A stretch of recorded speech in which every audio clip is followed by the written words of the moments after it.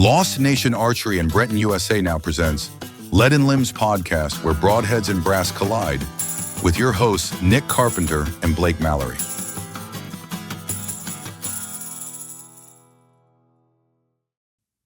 All right, so this one we can definitely verify. This is episode 1. This is episode 1. This is episode 1. This is the very first thing we're ever going to produce, and it's probably going to be the less impressive part of our lives. Hopefully, this is the worst one we ever do. Careful. I already bumped the mic. Pulled your mic away. So, all right. So, literally, we don't know what we're doing. And this is completely shooting from the hip. But this is the first episode ever of Lead and Limbs. And there's a reason behind why the name is Lead and Limbs.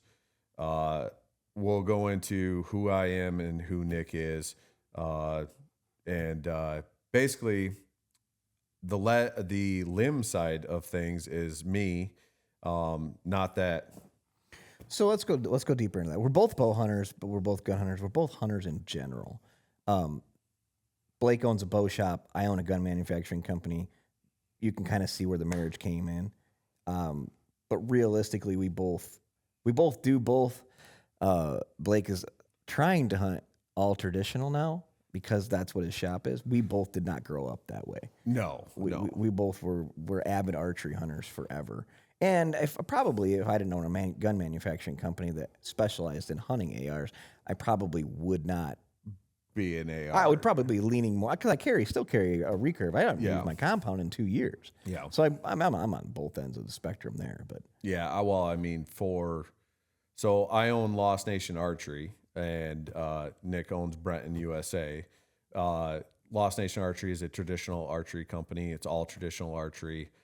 I've traditional hunted for probably about 15 years now. I actually bought my first, other than getting a bow from my uncle years ago, but I bought my first bow from Lost Nation Archery.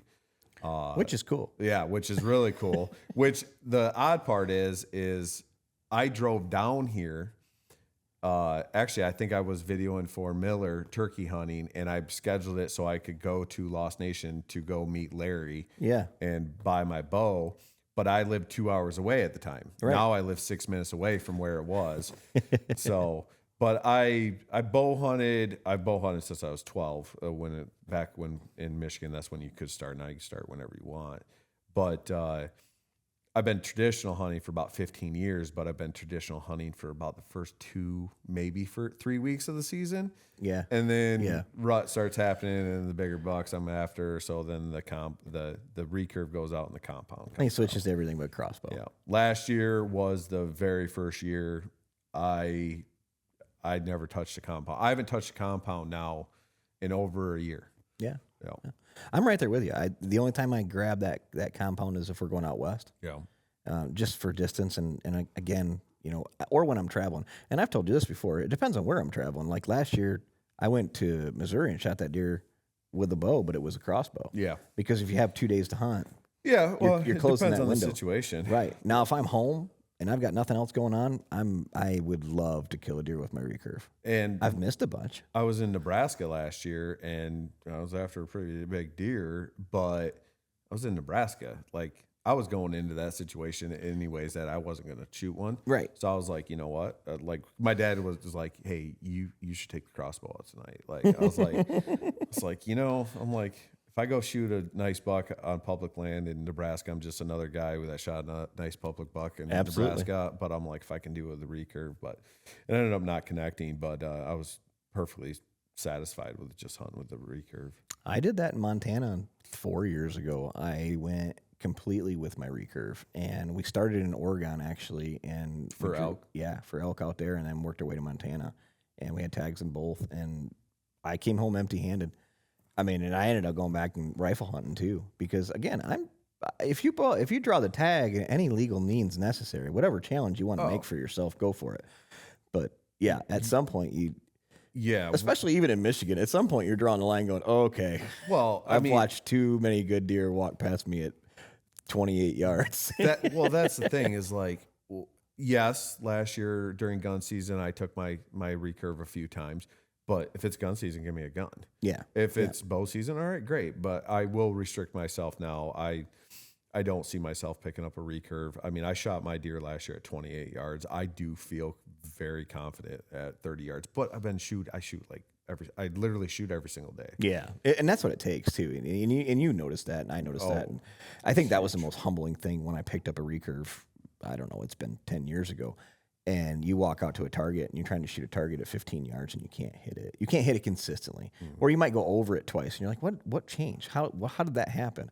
And it really humbles you as an archery, as a hunter, I guess, in any general. But for me, I do believe if you shoot your recurve consistently and you are a compound hunter, it'll make you a better compound absolutely, 100%. I think it makes you a better hunter in general because you question everything that deer does when he comes in because you have to make that shot at a tighter at that tight range. It almost reminds me of when I was like 12 or 13 in a compound and I could only shoot 15, 20 yards. Pie plate 20 yards and then pie plate 20 yards. So so we both all hunt pretty much everything with about every use case scenario. Our kids have used crossbows growing up. They're both into compound bows now.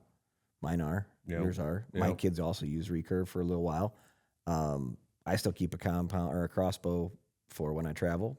You just never know. But we also hunt with AR platform, straight walk cartridges in Michigan. So we kind of get the gamut. Now you know where it comes from. So we both do both spectrums. And so I've already put in for my Wyoming tag. That's a gun hunt. Yeah. And I'm going to go from, I should draw my Iowa tag at this point. But I'm going to go to Iowa, drop myself off, go to Wyoming, gun hunt, drive back to Iowa and bow hunt until I fill my tags. Till you see something. Or am I satisfied that are you taking your recurve to Iowa? Oh yeah. 100%. Nice. And that's public land too. That's what most people don't understand. He's not going on lease property. He's not going on with outfitter. He's going on public land. Yep. And that's another thing that Blake does different than I do. I hunted a lot of public land for elk and things of that nature. Now, anywhere that I travel, it's a lease that we have somewhere. And that's one thing to emphasize is that we're cut from the same cloth, but we do things a lot different. Oh, absolutely. And the one thing that I haven't talked to you before this is I want to start a beef with you at one point on this. That's the whole goal.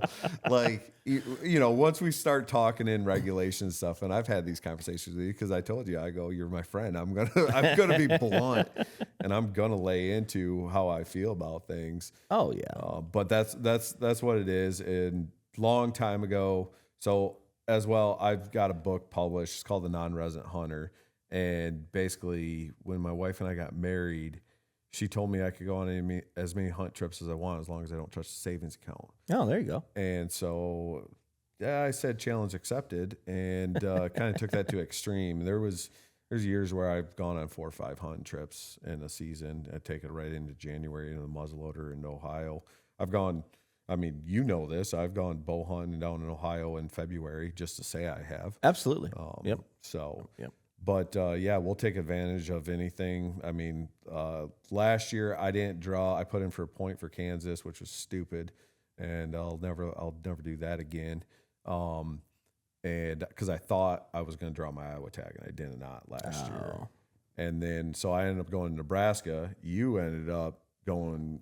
So I put in for. I missed the Kansas deadline, and I have a farm there in Kansas that I became part of. It's a group that leases 3,500 acres, but they also have property in Missouri. So we didn't draw in Kansas, but we could buy an over the counter in Missouri. And man, we just got lucky. That's all there was to it. We walked into that blind and got lucky on those 2 farms. I mean, it's not like we don't know how to hunt. That's something that I guess we're not just your average hunter. We do have some woodsmanship. Blake definitely came from a background where he knows deer. Same with me. We usually can look a farm over and have a pretty good idea of where deer travel, how they travel, that kind of thing. So you're going in blind, but even in state ground or anything like that, you usually get into deer. The difference is the caliber of deer on those farms. Agreed. I think that when you walk into state ground, 120-inch deer on a traveling hunt is okay.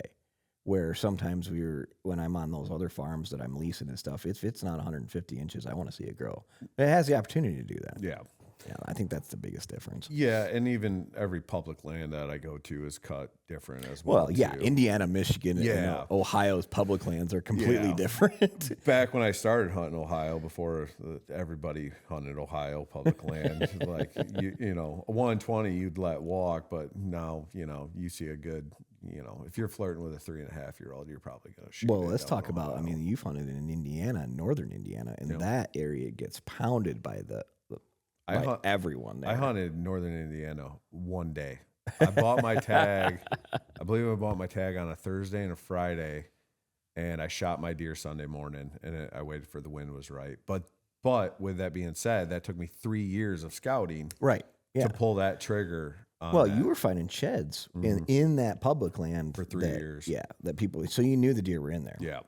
Yeah. Now, you didn't know what quality of deer were in there. You just knew there were deer in there. And that's the difference, too. When you're going across the border to hunt in Indiana, again, on those public lands, 100-inch deer looks good. Yeah. You know what I mean? Yeah. I mean, the buck I shot wasn't a giant. And actually, I mean, it was a 125 class. I mean, 120. But that's a solid deer in Indiana. Yeah. I don't care where you're at. I mean, with a bow. Yeah. Bow, saddle, first setup. I saw that morning, I saw 4 bucks that were all shooters. I led a 10-point walk to shoot the 8-point that was a little bit bigger, and ended up being 9-point. But now, like, I'll draw my Iowa. This will be the third time. The first 2 times I drew every 3 years, and we didn't draw our 3rd year. So we thought for sure we were going to draw our 4th year. We did not draw our 4th year. So now we're on year 5, but out there, 128 cut flying like that public land. That's cut from a different cloth. With my recurve, I said that it has to, like, I'm looking for a Pope and Young caliper. Sure. Sure. I don't want to come back with, oh yeah, he's 130, but he nets 118. Like that, no, like if I shoot it, it's gonna be like, yeah, that's a no brainer, Pope and Young. Like that's that, and the thing is too is like I'm gonna have $850 in that tag. Yeah. With the years of points and then the tag. Yep. And then not to mention, I leave here in a few weeks to go shed hunt out there. Like we do that every single year. Right. Well, you have to. So I've got tons of money already invested into it to go out there and shoot a 120 is. So you're taking just your recurve, but are you planning? I mean, how long are you going to stay out there? Are you going to stay out there till you connect, or are you going to stay out there till? I'm going to stay out there till I connect, or I feel satisfied that I put everything on the line. Okay. Because the first time I drew Iowa, I did not shoot, but I hunted Iowa 16 days. Yeah. I made 3 trips, hunted Iowa 16 days, and I hit one. He was well over 140 on public land, and we could not find him. We lost him. And then I got access to a piece of private while I was looking for that deer. A guy offered me to hunt his private, so I ended up hunting his private after Christmas. But that was, I actually talk about this in my book, is that it was I didn't tag a deer, and it was still to this day, it was probably the best hunt trip season I ever had. I think hunting in Iowa is just different anyway. Their deer density is not what it is here in Michigan, but their quality of deer is way better. The thing is every 10-acre woodlot here has got at least one guy on it. I agree. And in Iowa, especially southern Michigan. Yeah. And in Iowa, like, you'll talk to these farmers and they've got, 550, 700, 1,000 acres. And you're like, do you guys hunt it? They're like, yeah, me and my grandson hunt opening day gun. Yeah. That's it. Yeah. And they're like, yeah, you can go. Like, the weirdest thing is in Michigan, like, if I'm hunting a buddy's property, he doesn't hunt, and he allows me to hunt his property. Like, I don't want him letting other people hunt that. That's my property to hunt. Yeah. Or if it's my lease or whatever it might be. But in Iowa, like, I got this buddy out there that gave me access that one year, and I called him up. I hadn't talked to him in 3 years, and I was like, hey, we're out here. I didn't know if anybody was hunting your property, whatnot. He's like, oh, I got a buddy that hunts it, but let me check with him. I'll call you back in a half hour. Calls me back in a half hour. He's like, yeah, he's not hunting this week. You guys can hunt this week. Oh, wow. And I was like, if I was that buddy, I'd be pretty pissed off. But also they don't care. They don't care. And I think a lot of that is, we went and looked at that lease in Nebraska. And we were riding around with the rancher's son, and he's the one that set up the lease, and he was the one showing us everything. And they have, this lease is 1,100 acres. It's a pretty good sized lease. It's not solid. It's 1,100 acres squared, but it's all cattle pasture, and that's all they do, right? Yep. And it's individual cattle pastures. He's got it broken up into paddocks, and we were talking with him for a couple minutes, and we're like, dude, he sounds like a hunter. This kid sounds like a hunter. And when you're trying to lease something, you're like, I don't really want, him hunting it, right? Because he, if you're going to pay for it or whatever. So my buddy asks him, hey, have you ever shot any good deer? And he says, yeah. He goes, I shot a 200-inch deer a couple years ago. And he's like, on this farm? And he's like, no, we got another farm on the north side of the river. And he's like, well, can we hunt that one? He goes, we hunt that on occasion. He goes, we like to shoot long-range rifles more than we like to hunt. So that's kind of what we do. He goes, honestly, you'll have the opportunity to get good deer over here. And he goes, I just don't have the desire to chase them after shooting a 200-inch deer. So that's the mentality out there. It's not that they don't have them or anything like that. It's just everything is. They see them all the time. Right. Yeah. It is something they just don't really care about. Yeah, you'll probably shoot, some really good deer. 150 is not uncommon out here, and a 200-inch deer just doesn't get your blood boiling. If we had a 200-inch deer here in Michigan, everybody would know about it. Oh, absolutely. But that brings me to the point, and I used to see this with fishing as well. Guys from Michigan going to other states, but I do believe a lot of guys from Michigan. But obviously, we're both from Michigan, and both our companies are here based out of Michigan. But I do believe you put a lot of average hunters from Michigan in other situations, and they'll hunt better and harder than people who are accustomed, because a lot of times, Michigan's not a destination state. People aren't coming to our public land to go shoot big bucks. I think they hunt harder. I think the ones that are consistently killing good deer in Michigan hunt harder in other states. You can't lump them all in the same. I mean, there's guys that I know that don't hunt hard. No. Don't get me wrong. Yeah, but if you're traveling. I'm talking about somebody who consistently shoots semi-mature deer in Michigan. If you're shooting 3.5 to 4-year-old deer in Michigan every year, you'll know how to kill them out there. Yeah, and I've said this in Iowa, and the reason I love hunting Iowa, the deer act like deer. Yes, they're not very few deer ever walk where they get a little whiff of something and then they immediately heads in the trees. Yes. In Michigan, the deer heads are in the trees. Southern Missouri, Kansas, same way. Yeah. Those deer act like deer. Yep. And they react to decoys. They react to rattling. They react rattle, to grunt. Yeah. I mean, we in Michigan, you get fired up and they'll answer to a grunt. Rattling, I've seen that go both ways. Yeah, I've rattled in deer, but usually I rattle deer in an early season. Yeah, that's the only time I will do it. But decoying, that's a hit or miss here. So yeah, I mean, I don't get any luck yet. I don't know. You've had a couple, but I've killed a couple deer with the decoy. But it is a very fine situation that has to occur. Yeah. In Iowa, those 16 days I hunted that first year, I bet you 12 out of the 16 I had a decoy. And spike horns coming to it, sparring with it, every deer. It's like having a bait pile for them deer. It's like having a flag that's saying, "Oh, all right, I'm gonna go check that out." And that's what I love about Iowa. It's absolutely crazy. Kansas. Now, granted, Kansas, I haven't bow hunted Kansas, but you hunt the east side of Kansas too, where west. Or west side of Kansas. I mean, the last couple times, and where our lease is now, it's on the east side of Kansas, and those deer act like deer. Yeah, yeah. I mean, I think you got more woodlots, more things for them to. I mean, I see it. The deer act like deer out where I'm at, but it's just I gun hunt it. Yeah. So I've only ever gun hunted it out there. It's just time of the year in December to be able to slide out to Kansas. Mm-hmm. But that's when I shot my last one out there with a Brenton.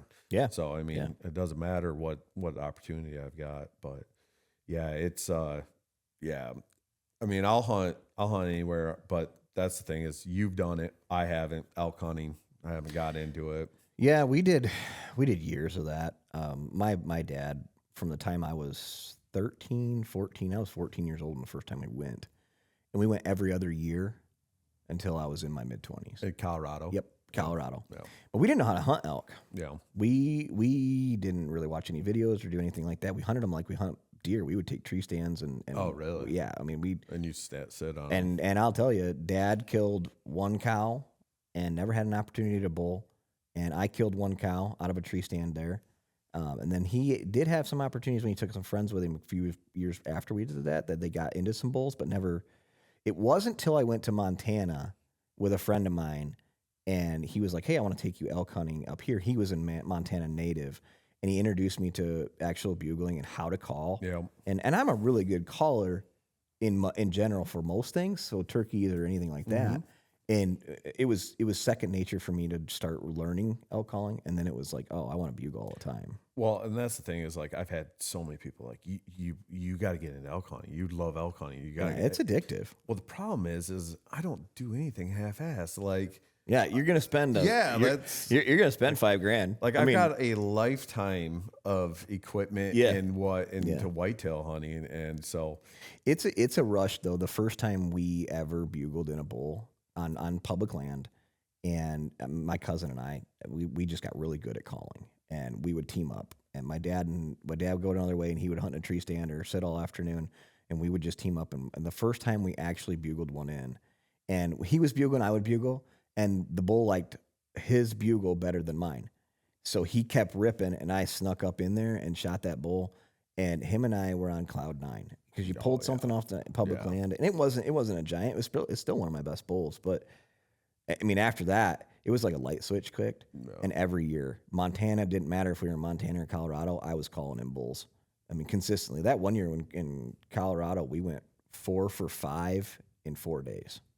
I mean, just like, and nobody else in the valley. There was 20 other camps in that valley. Nobody'd seen any elk. Well, so. And that's the thing is like I've gotten like so many people like I define success in my book like if one person has a great opportunity at a high caliber, which high caliber is still general to the area. It's general to the area. I like that. General to the area that you're hunting. It's general to the area. Like I've said this before. If you drop me on an island, you say the biggest buck out here is 85 inches. Guess what? I'm hunting an 85-inch deer, and I'm going to have a time of my life. I don't care because it's general to the area.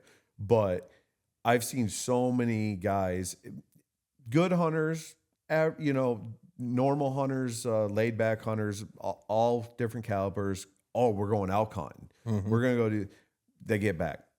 Did you guys even see anything? No. Nope.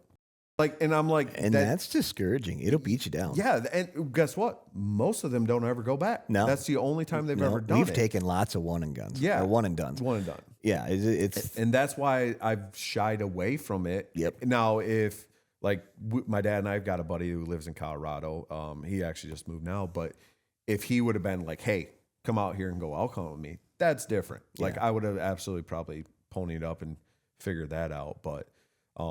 I love the challenge of whitetail. I do like Nebraska being able to hunt mule deer in now only select areas, but we had to travel like 40 miles to get out of the zone that we were in to actually hunt mule deer in the one section. But I mean, I just know deer, and I think it's fun.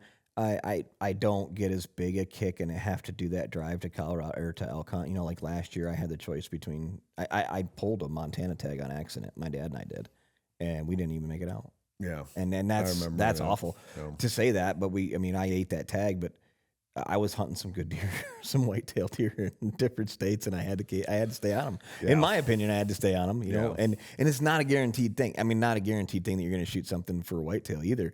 But it is less likely that you're going to pull the trigger in Montana during an archery hunt on an elk. I mean, you get one opportunity. That's about it. And I mean, it might be a cow. Yeah. But that's. Well, I mean, there's been years where and I screwed up last year. Last year was one of the worst years for me ever, which was probably a blessing in disguise with having a new company and doing all the stuff that I was doing. And then I was filming a ton too.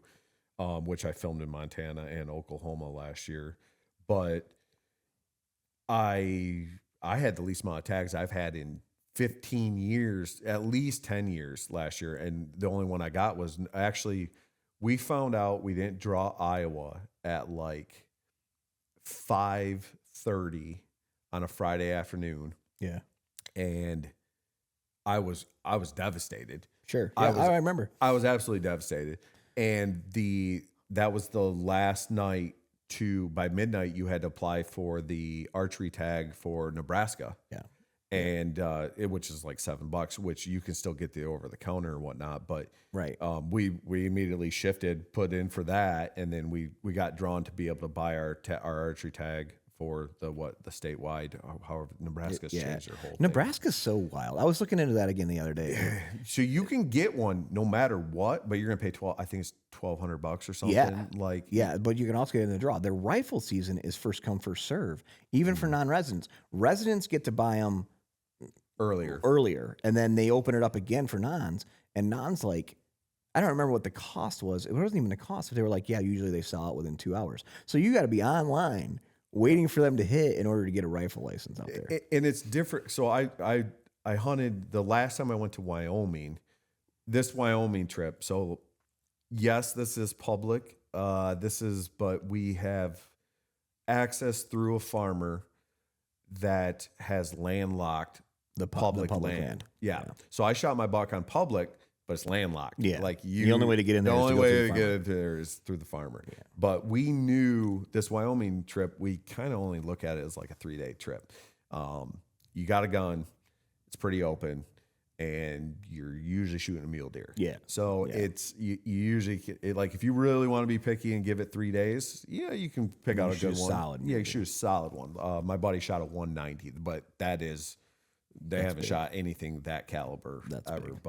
Big. So we knew going into that Wyoming that year, it was going to be a 2 or 3 day hunt. Sure. Maybe a 4 day. We were planning for 4 or 5, I think.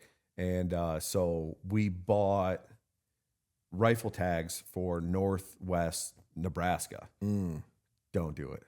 No. Don't do it. If you're hunting private, okay, that's a different story. Yeah. Public, holy cow. It's wide open out there.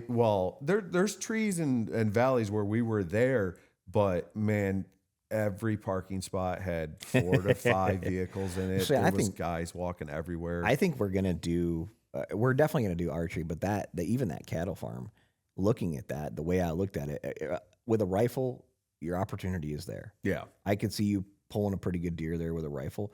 With a bow, it is going to be difficult. And the trouble with all of these places is they're not just around the corner. No. Nebraska's out there. Yeah, that's 14 to 16 hours. Well, and that's the thing I love about Iowa is like 7 hours. 7 hours. You're there. Especially we live here in southern Michigan, so we get to escape. My buddy lives up though in northern Michigan, like up Traverse City, Charlotte area up there, and I always forget, like it's all 10 hours. Yeah, he's like it takes me about 3.5, 4 hours just to get to your house. And I was like, dang. I was like, when you think about that, where we are positioned, everybody makes fun of that, and you kind of joke about being in southern Michigan and all. It's rough hunting. It really is rough hunting down here, and I'm not going to sugarcoat it. We have a good farm, but Ohio is here, southern Indiana is here. If you want to draw and go there, Illinois, you can get to southern Illinois in 6.5 hours. You can get to middle of Kentucky in 5.5 to 6 hours. No, we've made day trips. We've made day trips to 7 hours down there to my farm down there. I mean, if you look at the gamut of places you can go, not to mention Iowa. Yeah. Missouri is close enough. Kansas is your farthest drive. Kansas is or Texas, I guess if you want to go to Texas, Oklahoma. But you're probably, that's over anything within 10 hours is doable in a weekend. Very doable. Yeah. Very doable. Yeah. The last time we went to Kansas, my buddy, we got out there, and the first day my buddy shot that I was hunting with, he shot it was a 170 frame deer, but he was missing brow tines. It brought him down into low 160s, high 150s. It was a heck of a deer. That's a great deer. And then my other buddy and his son shot high 130s, mid 130s in the first 4 hours of being in Kansas. That's wild. And he's like, on the way out here, he's like, "This is my last year going to Kansas. It's just too far." And then he goes, and then this happens. He's like, "We're going to." And then this year or last year, we only put in for point because we thought we were going to draw Iowa. Yeah.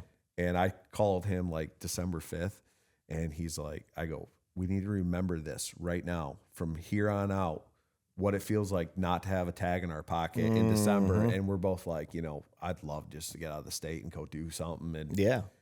And so for us, that Kansas trip is a good time of the year. I think it's nice to break that stuff up a little bit too. It gets monotonous and long. I don't care what hunter is and how much passion you have for this. At some point, you're just like, all right. And I think it's gotten worse as I got kids, because I got the kids and my wife to worry about. Like I feel obligated to find them a good deer to shoot, or help them find a good deer to shoot, I should say. And by the time I get that done, it's usually November. Well, and that's the thing too, is like, I feel guilty. Like I've got 2 daughters that hunt right now. I've got 3 daughters, but 2 of them are hunting. One's only 4.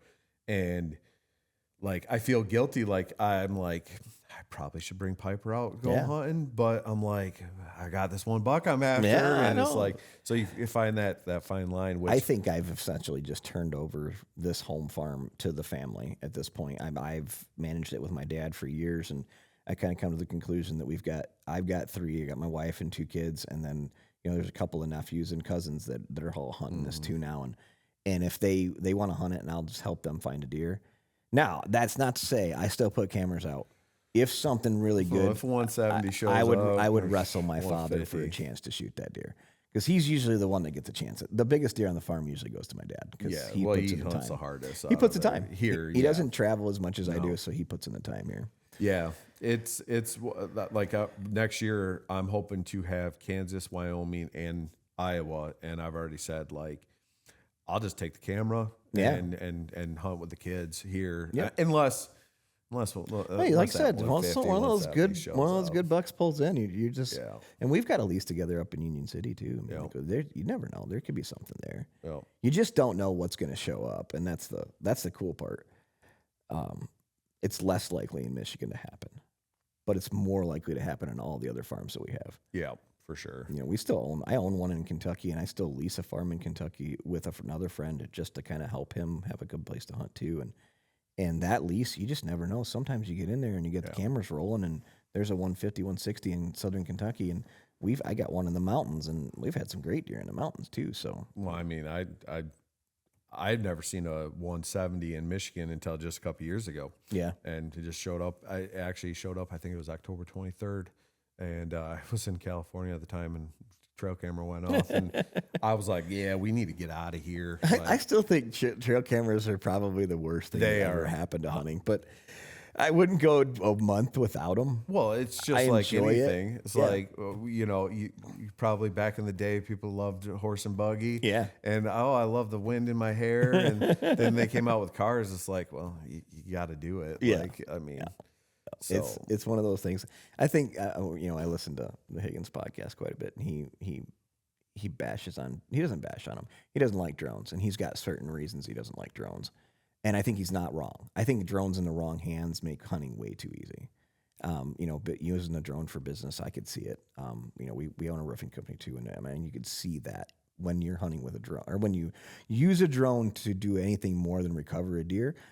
I think even deer surveys, stuff like that, you can pinpoint those deer. It's not that hard. Well, so the first, I believe it's in Indiana. I see that they're prosecuting somebody for the that first one, and you knew it was coming. They're gonna have to throw the book at. They're gonna have to, because they got to make an example out of it. And realistically, I think every guy that uses a drone should be paying a permit to use that drone to recover. I think you should be licensed. I think you should license. And then I think you should have to do the same thing that you have to do when you license for your drone. The process for you. I mean, you should not only be licensed by the FAA like I am. Yeah, you should also have to. I think you should carry a Michigan permit. Yes, or whatever state for permit. A deer recovery. Yeah, and you're held at a higher standard. Just a deer recovery. Yeah, that's what they're there for. Oh, I've had guys tell me that they use their drone to find their deer bedded and stuff, and I'm just like, no. Yeah, it's crazy. That's dangerous lines of thinking. It's again, but on the flip side, where do you draw the line? I mean, The you and I trail- both know like 100 trail cameras. I know 50, like, it ain't hard. I know people that have at least 100 trail cameras on their farms. and it's not illegal. It's not. And but at what point, you know, that's one of those controversy things. Like, I would applaud if they banned cameras altogether. Yeah, because it would At least cell would, cameras. It would bring you back to cell cams. I think are where they probably should draw the line. Yeah. It'll bring you back to that primitive age of where you're losing a lot of woodsmanship from guys. Oh, I loved being when we were younger and not knowing what I might see. Yeah. Loved it. Yeah, the anticipation of seeing something different every time you're in the stand, even though, and it does make it tough for those guys that see and know everything on their farm. And I'm one of them. I mean, I used to run enough cameras out here. No, I've called you out for you're like, I'm not going hunting. There's nothing out there to shoot. I haven't seen a good deer in 6 weeks, and you're like, Yeah. well, why is it? And I'm like, why? That's because If you had no cameras out there, guess what you'd been doing? I'd have been You'd gone. out there. I'd go do it just because I enjoy doing it. So, Yep. Well, that's why I think I hunt that Union City piece more than I hunt Because we don't know what's we don't gonna know show what's up. there. Yeah, we don't. We don't hang enough cameras there to really know. Well, and that it is more of a corridor. That's a wildcat spot. I mean, Yep. what was that? 2 years ago, I went out there because we just had a crazy big buck that showed up out of nowhere. Yep. Never saw him, but Well, I pulled that deer I shot out. I mean, 150 inch deer. We that I never shot. saw him. We never had a camera picture of him. No. And that was just an early morning hunt. Well, just to give a little history, being the first episode here of how you and I met, we have a mutual friend, Mike Miller, and my wife is a teacher, and Mike was a teacher, and he said, he's like, you got to meet my buddy Nick. You guys are big into hunting. You got to come down here. And we ended up having dinner at Mike's. Yeah. It was the first time we ever met. Yep. I remember you then left because someone called and said there was a big buck down the road and you had to go scout it out. But I was 2 hours from home. Oddly enough, a few years later, me and my wife moved down here, and I nonstop badgered you basically for about 3 straight months of going, dude, I know you know somebody where I can get some access to property. Yeah, and that's how we ended up with the lease there in Union City. I just happened to. I was working sales for tractors at the time, and I just kept asking farmers every time I'm like, hey, do you guys have any leases available? And I finally found one, and it actually turned out to be a pretty dang good one. So It was better. It was better. better. They put some solar in there now. Yeah, Everything gets worse when solar panels show up. But yeah, when I was freelance filming for a couple of different shows that are no longer on TV anymore. We had a couple of them on direct TV. That was kind of cool. And I kind of got burnt out in that. Mm-hmm. Blake still films. I do not. I gave up on that. Now I will film off my cell phone for the kids so I can tell where they shot, where my wife shot, that kind of thing. But as far as filming the hunt anymore, I probably should. I think we probably should get back into it just because we own the rifle company. But I got burnt out. I got burnt out carrying that camera in. And that was back when the cameras were huge. And the camera arms were huge. Yeah. And it was just The big old muddies. 2 hours before, opener or daylight, packing in, setting up. I did get some great footage. I killed a lot of good deer on camera, but especially solo. And I just got over it. Yeah. No, I get it. I've taken it to a little bit of an extreme at this point. I went to film the hunt, which hopefully later we'll have Tom Petrie on here. But then now I'm doing it on a professional standard. I get paid. I'm freelance. I've done I think like 4 different TV shows, and I love taking that camera out. It's like a part of me. But there was a spot about 2 years ago where I told a buddy, I was like, I'm done. I'm selling all my camera equipment. And then actually what re-sparked that was filming my daughter. She shot a 153 with her compound. I ended up winning 2 different film festivals with that video. And that's what reignited my passion with it. Yeah, because it doesn't take long to get burnt out doing it. No, not at all. I think it's more fun filming other people. I think that well, you is got probably less what I worry. should. Yeah, it's less concern, and I think it's fun to kind of get that capture that moment for them. Hands down, still when I'm filming with my cell phone, which they've come a long way. I like doing it just for the reaction from the kids. Yep. That's cool too. But even on the job aspect of it, when I got that camera, and like last year I was in Montana, I didn't have a tag, but I felt like I hunted. Yeah. That burns you down too. Yeah. Well, yeah. I was out there with headhunters, and Cody ended up shooting a really nice one. And I think I was just as jacked as he was. Yeah. Like I was stoked. And I felt like I got to do that bucket list of being in Montana. My goal is to basically try to do something in all 50 states. But yeah, it's one of those things. It takes a lot of commitment, and not just to be average at it, right? Like everybody could take a camera out there, and you saw a lot of guys that were taking a camera and filming up to the shot, and we would run into that filming for TV. The guy we'd get a pro staffer on, and he would film all the way up to the point where he was about ready to shoot the deer. He'd stop filming, pull back, and he'd shoot the deer off camera. Yep. And you're like, what happened? He's like, I don't want to give up that 150-inch deer. I don't know how many deer I gave up because I couldn't get the camera in the line that would stop him in a window that I could shoot him. I mean, I'm sure you've done the same thing. I mean, I have, but I will say I haven't put myself in the position like solo filming. Yeah. I've told myself the hunt comes first. Sure. The paycheck ain't on the line for me. Well, no, we don't make enough money there to do that. And so I said, I'm not going to pass up an experience just so I got it. But rarely do I miss it. Because there's so much anticipation. You're planning 7 steps ahead. I think it does in the long run. If you commit to filming, I do think it makes you a better hunter as well too. Well, you're taking your shot serious, and you're prepared. Yep, you're preparing for that. You're taking that shot serious because it is on camera at that point. You don't take marginal shots. No, you want everything to be good because you really want them to die on film. Yeah, I mean that's the goal, right? So. Well, the preparation and the discipline that comes with it.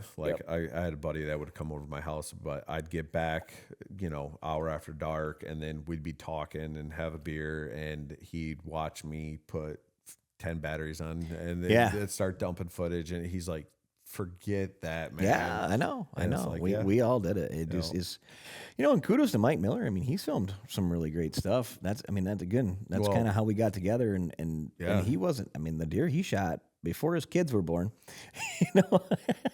they might have been just born when he started filming. But the double take, his double buck that's a stud for Michigan.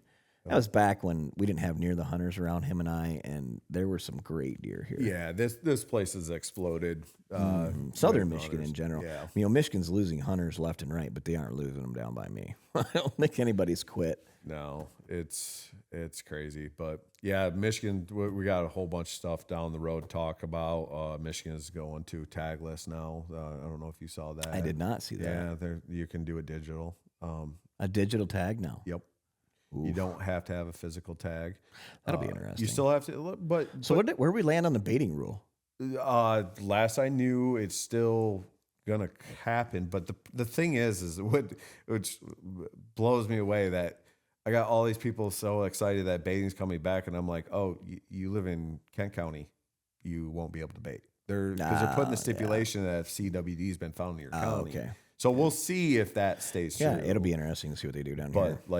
But St. Joe and Branch, they don't have. We should be fine here. And realistically, though, I don't want to hunt over it. No, I don't care to hunt over it. I use it for intel. Or late season. Well, and I feel like we had better deer here when I was putting mineral out. Yeah. Yeah. I'd rather have that back. Mineral's a huge thing. Give me that back and don't give me the food. Yeah. I don't care about a bucket of corn. If you let me put down 250 pounds of mineral a year around the farm, I think that. Yeah. I think we had a lot better deer around here when we were doing that. So. Well, you're getting that mineral in the right time. Right. Yeah. That should be now. You should be administering it all now. That's, Kentucky's that way. I don't know if Kansas and Missouri, I can't remember anymore. They changed everybody. Kansas, you can bait on private, I believe. Yes. And Iowa's that way too. You can do it till season starts. Which so that's what that's what Kentucky did too. Is it? Okay. Yeah. Ohio, you can bait on private but not public. Even though I've walked by 1,000 bait piles in Iowa, private in Ohio. Oh, in Ohio. Oh yeah. No, Iowa really like. I don't think people give a shit out there. They're no. not going to do it because I don't think they. No, I don't think and they care to. I don't. I wouldn't want to go to Iowa and shoot deer over bait. No. I mean, that's not the goal there, and I think that's a different. That's a different. No, breed of I people. want like we've got the Dave Smith decoy. I want to kill one on the ground. That'd be cool. With my recurve at 15 steps. Well, you're just making this harder on yourself. You know that, right? Oh man, but that's what I want. But it'd be cool. I mean, you did connect what, 3 times this year on deer? I got 3 deer with my recurve this year. That's awesome. So yeah. I missed at least one. So. And you missed turkey too. Oh yeah. I forgot about that turkey. So I got my second turkey this year and 1 buck and 2 does with my recurve. Yeah, you're the last one I killed, she ran 36 yards. That's awesome. Like that gave me a lot of confidence. Well, and you're building your own arrows now too, so it's easier. Yeah. You're just gonna become an Indian here soon. Well, that's kind of goal. So what do we get? We get an hour in. I feel like we're over 57 minutes. 57 minutes. Well, I think we'll wrap this kind of intro up. We'll see how it all shakes out, and we're gonna start having guests on here. As soon as we can beg them to get on here. Yeah, between what Nick and I have done in our lives, and we're not saying we've done anything with our lives. No, we just know a lot of people in the industry. Yeah, we're who know more than we do and are more successful than us. Way more. But we're just hoping that we can reel them all into one place, and hopefully it's here. So, but yeah, we're gonna have hopefully a lot of guests. We need to start lining them up. We basically just figured out how to use this thing. About today. an hour ago. Yeah, we pulled it out of the box a couple of weeks ago, looked at it, and we're like, yep, when we have time to do that, we'll do that. And then I went shed hunting and came back, and he's like, hey, you got an hour? Yeah. Like, yeah, it's there. Yeah. So we spent 45 minutes trying to figure out the microphones, got those dialed in. And, if you stayed with us this long, good for you. Yeah, well, Good for you. We actually talked for an hour. I mean, granted, we do this every day and talk about this crap nonstop. So it's going to be more of like a roundtable discussion. It's a lot of times we're just going to episode. bring people in that are, friends of ours. But in addition to that, I think we're going to grab some people out of the shop here. We're sitting in Brenton's basically showroom right now. And so we got Brenton's build area over there, and then Blake's office and his archery shop are right over here on the other side. So there's plenty of people to grab and be like, hey, you want to sit down and do a podcast and talk about deer hunting for 25 minutes? Yep, and I absolutely think we're going to have episodes that lean more towards archery. We're going to have episodes that lean more towards guns, which we do both of them, so we don't care. Yeah, and we'll even have the occasional crossbow hunter on here. I don't care. Hunting's hunting, and I don't care. As long as it's legal, it's hunting. I'm not going to snub my nose at anything. No, you can't at this point. I think that maybe they should make some laws on all of that stuff, but at the end of the day, I mean, yeah, that's a whole nother can of worms that we can absolutely get into. So another conversation. But if you stuck with us this long, or if you're like me and you listened to episode 10 down the road and you backtracked and came back to the first one, well, then now you know who we are. Thanks for doing that. And you didn't have to. I mean, if you get back to us and you realize, man, we really sucked at this when we first started. So the one thing is that we do have the opportunity. I own Lost Nation. Nick owns Brenton USA. We will, from time to time, if you're a listener, you will get discounts. Yeah, discounts. You probably advertise a little bit through it. I mean, we would be remiss as owners to not utilize a platform to advertise a little bit. We're totally just sitting here promoting our own business. 110%. That's the whole goal. We're not going to lie to you. So, but I think that's what everyone does in general. They just don't talk about it. Like, we can start a podcast. Well, Blake and I have a lot of other stuff to do during the week. Oh yeah. But this is at night after normal jobs and normal stuff that we do. Yeah. I work in aquatics. Nick owns a roofing company. Our day jobs pay for our fun stuff. Yeah. And then we have this hobby that's archery and guns. I love how everybody's like, you just hunt for a living? No, not at all. I make less because I hunt. If I gave up hunting as a hobby in general, I'd save myself so much. I could retire probably 10 years earlier. So, or maybe just put that stuff in a mutual fund. Like all that money. Just live off the interest. But thanks for sticking around and stay tuned. We got a lot of stuff coming. Yeah. Thanks again.